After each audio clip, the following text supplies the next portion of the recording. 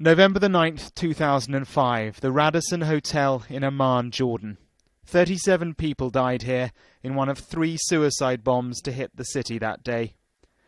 The attack was against a wedding party, the objective to kill as many civilians as possible.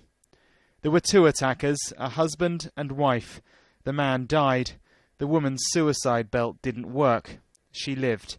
Her name was Sajida al Rishawi. She spent the past 10 years forgotten in a Jordanian prison cell. Suddenly she's a focus again. Islamic State want her free in exchange for their latest hostage, Japanese journalist Kenji Goto. There is a thread linking her to the terrorist group. It goes back over a decade and it begins here in the Iraqi town of Ramadi. This was her home, and in 2005 it was the heartland of Al-Qaeda in Iraq.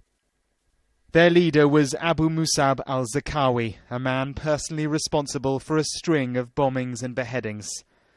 Through the Iraqi insurgency of the mid-2000s, Zarqawi's right-hand man was a militant called Mubarak al-Rishawi. He was the brother of Sajida. Zarqawi and Rishawi's brother were both killed by Americans. But their group lived on. It adapted, amalgamated with other groups, and by 2014 it had morphed and morphed again into the Islamic State. Back in 2005, King Abdullah of Jordan toured the remains of the Radisson Hotel.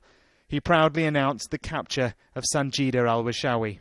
He will now be pressured by some to at least examine the consequences of agreeing to release her in exchange for the latest IS hostage.